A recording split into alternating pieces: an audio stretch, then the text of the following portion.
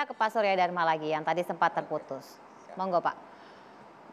Saya kira begini, kalau kita lihat action kita minus ya. Saya mencoba membandingkan, barangkali Pak Satya juga paham betul ya. Kalau kita lihat dari sisi porsi energi terbarukan, tahun 80 itu 22%. Ya.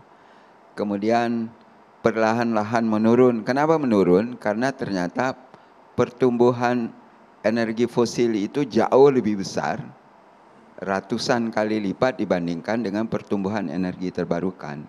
Akibatnya adalah tahun 2005 itu justru energi terbarukan tinggal hanya 5%. Dan kemudian sekarang perlahan-lahan kemudian naik sampai menjadi 12%. Jadi ada kenaikan, ada kemajuan, tetapi tidak signifikan karena di lain pihak pertumbuhan energi fosil itu masih jauh lebih cepat ya dibandingkan dengan energi terbarukan. Dan ini saya kira menjadi ini yang saya katakan actionnya kurang. Apa karena kurang terlalu tepat. mahal sehingga tidak kompetitif harganya? Mahal ini kan soal branding aja kalau saya lihatnya. Branding salah satu diantaranya tadi Pak Sugeng mengatakan, bagaimana supaya energi fosil itu tidak mahal, maka dibuat DMO. Bagaimana supaya energi fosil tidak mahal, dibuat DPO gitu ya. Sesungguhnya kalau kita bicara energi fosil, harganya kan udah jauh di atas energi terbarukan. Nah di sini kalau saya lihat fairness-nya itu yang tidak ada. Karena itu kalau mau, memang harus level of playing field. Gitu. Semua harus diperlakukan yang sama. Belum lagi kalau kita bicara menginternal biaya eksternal, karena sebagian besar cost yang harus ditanggung oleh masyarakat, oleh berbagai pihak, itu adalah tidak termasuk dalam harga energi kalau di kita. Kalau di luar barangkali masuk. Coba aja kita bandingkan misalnya kalau di Eropa sudah berapa harga BBM sekarang ya. Berapa harga batu bara sekarang itu sudah jauh. Apalagi dengan harga batu bara sampai hari ini $450 ya per metrik ton. Harga listrik berapa? Iya. Ya kan? Kalau kita bandingkan dengan harga yang dikatakan 43 sampai 70 oleh Pak Sugeng tadi, itu yang harganya dikatakan murah, sesungguhnya kan mestinya harus dikalikan dengan 6 kali lipat kan, menjadi $450. Okay. Nah, adakah energi terbarukan itu juga diperlakukan yang sama? Kalau di sana disubsidi, energi terbarukan disubsidi tidak? Ini kan tidak fair. Kalau kita mau di sana disubsidi, di sini juga harus disubsidi. Iya. Gitu ya. Kalau dari DIN ada tidak kemudian upaya mendorong paling tidak supaya transisinya ini clear di 23% 2 tahun lagi itu nyampe gitu loh untuk subsidi ini? Jadi gini, sejarahnya adalah bahwa Indonesia itu hidup di dalam fossil fuel economy cukup lama. Dan itu dunia lah ya saya pikir. Adanya pemerintah mencoba untuk melindungi konsumsi di domestiknya. Karena kita melihat energi fosil itu kan komoditas. Ya, begitu komoditas sumber daya alam kita masuk digunakan oleh rakyat kebanyakan, ya, itu perintah konstitusinya itu harus ada penetrasi negara. Jadi DMO itu adalah perintah konstitusi. Nah ini yang mesti disadari ya. Semua sumber daya alam begitu dia masuk ke domestik di situ diatur oleh negara. Tapi kalau dia di luar dia boleh menggunakan market price. Ya. Tapi kita coba lupakan sedikit itu, kita lihat fenomena dunia hari ini. Dunia sudah komit ya untuk bagaimana peningkatan daripada suhu kalau bisa tidak cuma 2 degree C tetapi 1,5. Itu Glasgow kemarin sudah meminta supaya 1,5. Maka banyak sekali effort yang dilakukan untuk supaya pencapaian 1,5 degree itu terjadi. Gitu ya. Jadi ini kan sudah fenomena dunia. Nah dengan demikian bagaimana Indonesia mensikapi? Ya, maka muncullah kita mencoba untuk pengurangan daripada emisi karbon. Apakah kita mau bunuh fosil hari ini? Kan tidak. Ya, karena kita juga tidak mau trap dalam suasana krisis. Kita punya strategi long term yang sampai 2060, tetapi kita juga punya yang 2030. Kira-kira apa yang kita lakukan? Maka muncullah sekarang pemikiran yang fosil itu kita decarbonize, kita kurangi emisi karbonnya sambil kita menunggu, Pak, kesiapan daripada infrastruktur untuk energi baru dan energi terbarukan. Jadi takes off.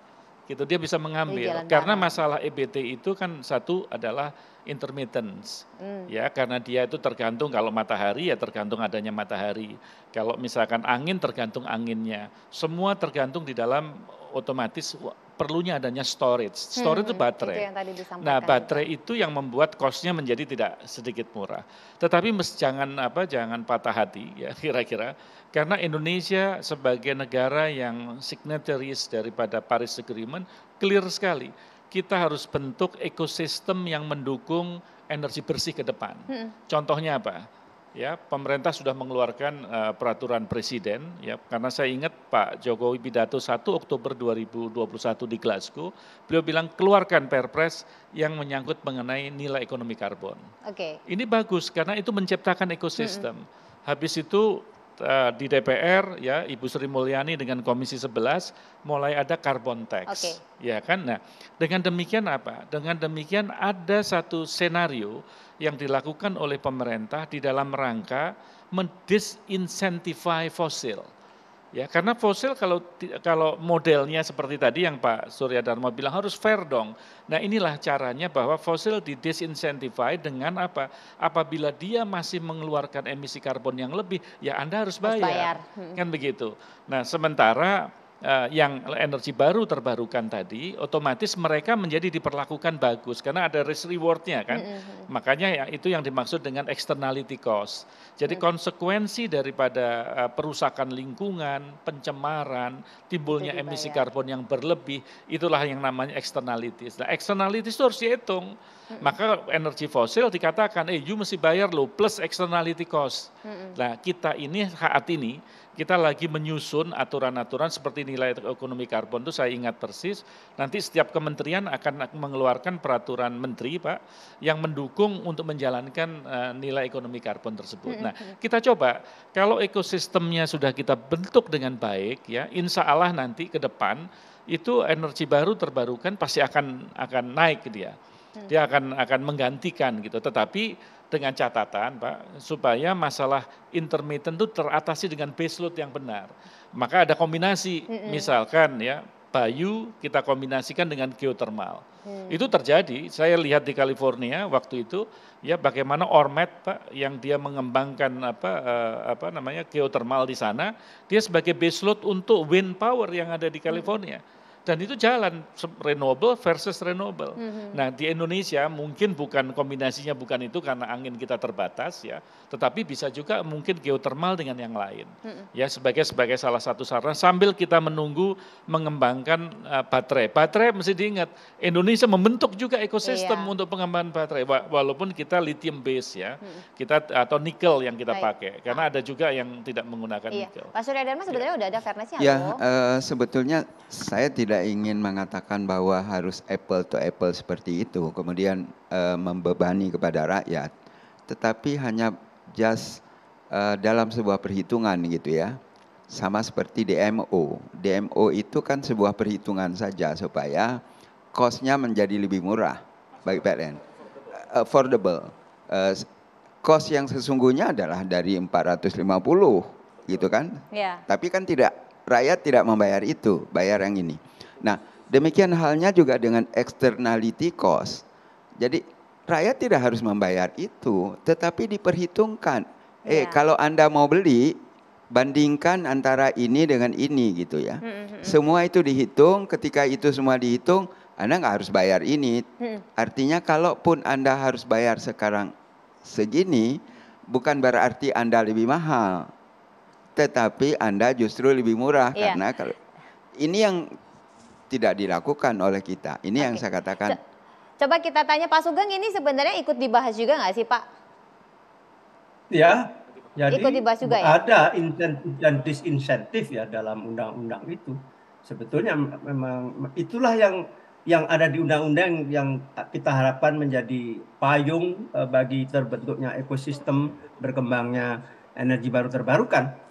Jadi berbagai aspek telah kita bahas di situ menyangkut energi baru dan kita tahu Pak Surya Dharma memang tidak begitu sreg dengan energi baru karena energi baru itu di situ nuklir dan non nuklir, termasuk di situ ada hal-hal yang lain lah ya. Tapi inilah fakta politik tadi sudah disampaikan, maka menjadi energi baru dan energi terbarukan. Nah, karena apa? Karena menyangkut tentang bauran. Kita bicara tentang energi hari ini, tentunya kita ingat betul bagaimana peristiwa Eropa. Tidak boleh ada satu energi pun yang mendominasi, yang ada adalah bauran. Itu sudah benar. Bahkan nuklir hari-hari ini malah diratified menjadi energi, di green energy oleh masyarakat ekonomi Eropa 1 bulan yang lalu itu.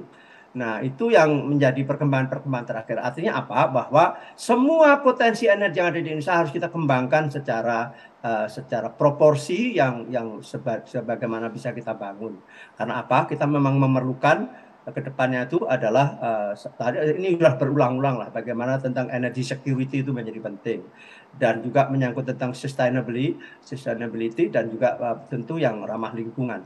Dan itu kita semuanya punya itu sebetulnya. Nah, memang memerlukan komitmen-komitmen yang lebih firm. Nah, hari ini memang sudah kadung beberapa hal. Tadi disampaikan oleh Indef misalnya juga sudah terkadung kita oversupply karena program 35.000 megawatt itu adalah semuanya batu bara. Itulah celakanya di situ. Nah, kan bisa renegosiasi sebenarnya. Utamanya yang belum on grade kan begitu. Mestinya oke, kalau misalnya dapat kesempatan bangun 1 giga, mbok ya yang katakanlah 200 200 meganya adalah energi baru terbarukan supaya masuk di 20% tadi, mencapai 23%. Di tempat lain sudah barang tentu. Kalau tidak bisa secara ekonomi tidak efisien di tempat bangunnya PLTU tadi.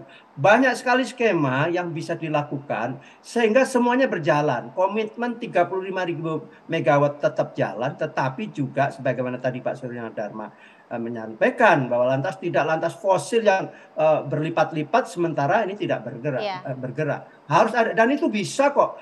Justru sekarang itu kan anehnya, investor tuh antri untuk masuk. Ingat ya, investor energi baru, energi terbarukan.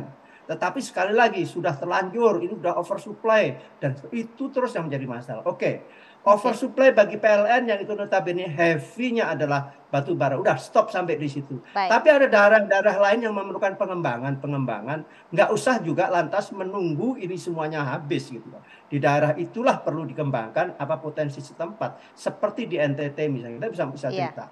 Itu 2 pulau di NTT, di Pulau Sumba dan Pulau Timur, itu udah approval oleh World Bank. Itu bisa dibangun karena terbaik di Asia Tenggara, baik radiasinya, tingkat curah hujan yang ada, dan istilahnya watt peak ininya itu maksimalnya yang terbaik. Sehingga hari ini sedang dilakukan studi oleh visibility studi oleh UGM dan ITB, dan itu sudah hampir mencapai titik angka bahwa bisa dibangun base load sebagaimana tadi disampaikan bisa base load itu 24 jam itu dengan baterai. Sudah dengan baterai storage itu 16 sen dolar. Itu sudah yang membangun grid-nya adalah juga investornya. Bahkan tuh kabel bawah laut bisa sampai Bali. Harga 16 sen dolar itu harga di Bali tuh, bayangkan. Sudah termasuk tol fee-nya. Ini saya kira yang pula juga harus mendapat artinya ada. Bayangkan kalau itu semuanya mendapat proporsi atau perlakuan yang fair, kata Pak Surya Dharma Ali, ini kita bisa kok. Ini memang memerlukan kebijakan yang affirmative policy yang memihak lah. Kalau tidak kita larut dengan persoalan yang kita hadapi hari-hari ini. Bayangkan subsidi BBM sudah sampai 502 triliun. Apalagi gitu. Kalau tidak segera masuk EBT. Iya, memang butuh keberpihakan karena tadi sebenarnya ada loh investor yang mau dengan harga murah. Nah, hitung-hitungannya kalau secara ekonomis nanti Mas Sabra akan jelaskan sesaat lagi, tetap bersama kami.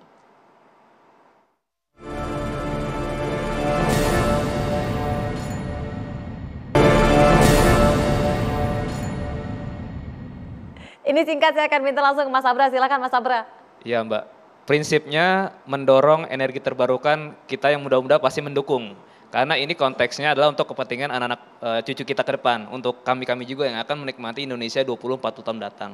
Tetapi dalam kepentingan nasional, tentu kita juga harus utuh melihat tadi Pak Surya, Pak Satya juga mengatakan bagaimana pilihan antara fosil dan non-fosil itu harus dilihat dari nilai keekonomian, keterjangkauan, baik dalam jangka pendek maupun jangka panjang. Nah, jangan sampai mungkin dalam jangka pendek tadi ingin mendorong supaya yang fosilnya dimasukkan adanya eksternalitas, diberikan disinsentif, terkesan fair, tetapi dalam jangka panjang justru yang energi terbarukan tadi karena kita juga masih memiliki PR berupa kemampuan dalam hal penyediaan teknologi, bahan baku, sumber daya manusia dan lain sebagainya, banyak hal yang perlu kita persiapkan sehingga nanti pada ujungnya menyebabkan harga keekonomian pun mahal. Dan ini sudah terbukti ya, misalnya kalau kita merujuk ke Filipina di mana di sana sudah dilakukan liberalisasi sektor ketenaga listrikan. Tarif listrik di sana saat ini kurang lebih Rp2.400 per kWh. Di Indonesia masih 1.400. Artinya mungkin salah satu konsekuensi yang akan kita tanggung ke depan adalah tarif listrik yang barangkali lebih mahal. Karena nanti kan pilihannya apakah energi terbarukan ini harus tetap disubsidi oleh negara, diberikan insentif, atau diberikan dengan mekanisme pasar. Kalau memang nantinya mekanisme pasar yang bekerja, ya artinya publik harus siap dengan konsekuensi harga keekonomian yang mungkin lebih mahal dibandingkan harga keekonomian saat ini yang dimana kita masih sangat bergantung dengan fosil. Itu aja Mbak. Baik, Mas Abra terima kasih, Pak Suryadi terima kasih, Pak Satya terima kasih, Pak Sugeng terima kasih, semoga Pak Sugeng lekas sembuh dan tentunya kita berharap undang-undang ET ini bisa segera digedok ya Pak, dan apa yang dinanti-nanti oleh DPR supaya segera dibentuk panja dan segera diparipurnakan kembali ini bisa terrealisasi. Saya Brigita Monara pamit, selamat malam, sampai jumpa.